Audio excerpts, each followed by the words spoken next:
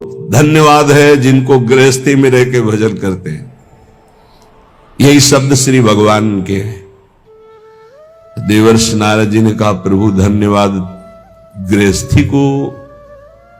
जब मन काम आया तो पत्नी है, मोह आया तो पुत्र है, भोजन की है तो रसोई है, हर व्यवस्था है प्रभु।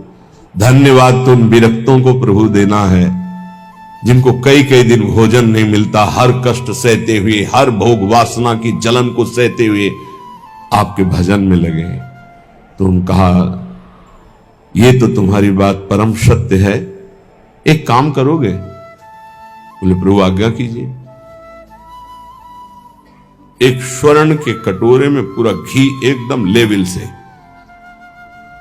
और कहा, एक परिक्रमा लगाओ वैकुंठ की, एक भी बूंद घी नहीं गिरेगा, अगर गिरा तो सुदर्शन चक्र है पीछे। तो प्रभु ये कोई समस्या में फंसा दिया। बोले, नहीं, करके आओ आप बड़ी सावधानी से, एक भी बूंद नहीं गिरना चाहिए। पूरा का पूरा चिंतन, एक बूंद गिरा तो पीछे साए मचे हुए सुदर्शन चक्र जी की। परिक्रमा पूरी करके आए, प्रभु एक भी बूंद नहीं गिरा। बोले, तो गिरा होता तो सुदर्शन चक्र जी आपको दंड दे देते, तो गिरा ही नहीं है। बोले, प्रभु ये लीला क्यों कराए? बोले, कितनी बार नारायण बोले?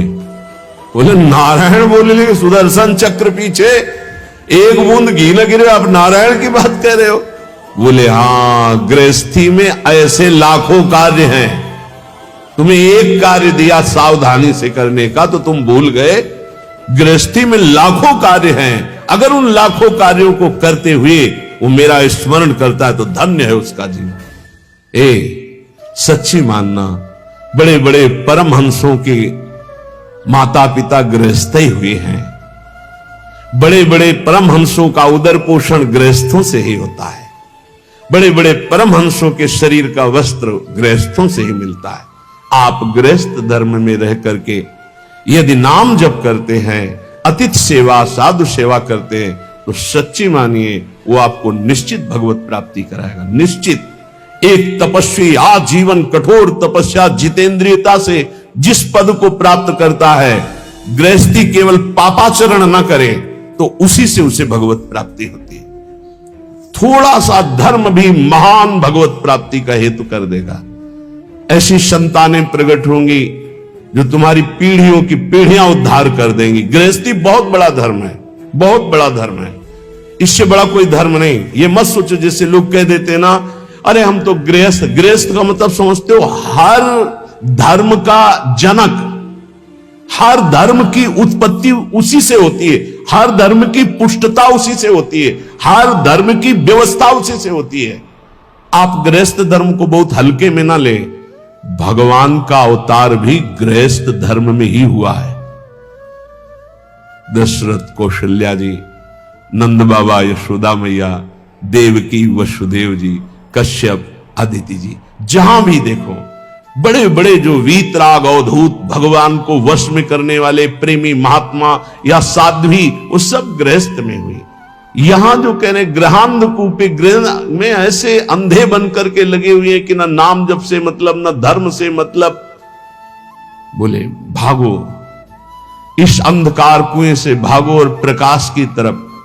तमसो मां ज्योतिर्गमय, अंधकार से हटो, बार बार जन्म मरण के चक्र से हटो, प्रभु के धाम में चलो। हम सब प्रभु के हैं, भूल करके इस जन्म मृत्यु में चक्र में ऐसे फंस गए कि इस योनि में उद्धार नहीं कर पाए तो 83,99,999 योनियां ऐसी हैं जिनसे आप मुक्त नहीं हो सकते। केवल एक मानव देह है जिससे मुक्त हो सकते हो। इसलिए कह रहे हैं, जन्मान्य कितने जन्म व्यतीत, असंख्यानि, गिनती नहीं है, गतानि में वृथा, व्यर्थ चले गए। बहुत बार जन्मे, बहुत बार मरे। व्यग्रात्मनो देह गृहादि के हया, ऐसे ही मानता रहा हूं कि मेरी पत्नी, मेरे पुत्र, मेरा घर, मेरा मकान, फिर मरे, फिर वही, फिर वही। अद्यापि मुह्याम्यपि बुद्धिमान हम तवैव वृंदाटवी नाम में गति। आज थोड़ी बुद्धि जागृत है तो मेरी बात मान जाओ, भाग के आ जाओ वृंदावन, एक बार सत्संग सुन जाओ, एक बार बिहारी जी के दर्शन कर लो, एक बार यमुना रस रानी के समीप बैठकर नाम कीर्तन कर लो। ये किनके लिए कह रहे हैं? घर गृहस्थी में हो तो पैसा बढ़े, समय निकले तो विदेश घूमने की बात मन में मत लाओ। धर्म क्षेत्रों की यात्रा करो, भगवत क्षेत्रों की यात्रा करो, वहां संयम पूर्वक पुण्य अर्जन करो, नाम जप करो, तो तुम्हारा परम मंगल हो जाएगा। आज ऐसी बुद्धि खराब हो गई कि लाखों रुपया खर्चा करेंगे लेकिन ऐसी जगह देखेंगे जाके जहां बुद्धि और मलिन हो जाए। कहां जा रहे हैं? अमुक देश में जा रहे हैं। काहे के लिए? बोले नेत्र चराने के लिए जा रहे हैं। जैसे लोग बकरी चराने जाते थे, हम नेत्र चराने जाते हैं। हमें बताया गया क्यों? बताया क्यों? लाखों रुपए की टिकट लगाएंगे लेकिन धाम में आकर के, तीर्थ में जाकर, संगम काशी, कितने पावन पावन पुरिया हैं। 4 दिन का नाम कीर्तन बैठल आओ अखंड, 1000, 2000, 4000 संतों को बैठ के पवाओ, उनकी जूठन पाओ, देखो निहाल हो जाओगे। अर्थ का प्रयोग करना भगवान के कृपा पात्रों को आता है। अर्थ का प्रयोग करना भगवान की कृपा पात्रों, शोधन धन्य प्रथम गति जाकी। भगवान के धामों में आकर नाम कीर्तन करो। हमारी बात मान लो, अगर कुछ भी अर्थ तुम्हारे पास ज्यादा है, 4 घंटे नाम कीर्तन बैठलवा दो। तुम नहीं कर सकते हो निरंतर नाम जप, तो ऐसे संयोग बैठा लो, भजन करने वालों को सुविधा दे दो। श्रीमद् भागवत समर्थ है परम पद प्रदान करने के लिए। 7 दिन संस्कृत से पाठ करवा लो बैठाल के। भगवान की महामहिम वांग्मय मूर्ति श्रीमद् भागवत है। सारे पाप भस्म करके श्री कृष्ण की प्राप्ति कराने में समर्थ है, कोई संशय। ये लाभ लो। धाम आ गए, यहां के पशु पक्षियों को, मान लो ज्यादा पैसा नहीं, 2-4 किलो चना लिए, फुला दिए, पशु पक्षियों को पवार है। गाय को एक दिन चारा पवा, ये धर्म कार्य करो। लाखों रुपया खर्च करके कहां जा रहे हो संसार को देखने के लिए? भारत जैसी पावन भूमि कहां है? यहां एक से एक ऐसे भजन की वृत्तियां प्रकट हो जाएं, ऐसे धर्म क्षेत्र, तीर्थ क्षेत्र, ऐसे भगवत धाम हैं। श्रीपाद कह रहे असंख्य जन्म बर्बाद कर दिए, लौटो, एक बार श्री धाम वृंदावन में आ जाओ। तुम्हारे मोह पास को काटने के लिए समर्थ श्रीधाम वृंदावन सत्संग करा देगा। सत्संग ऐसी कैंची है जो मोह पास का नाश करती है।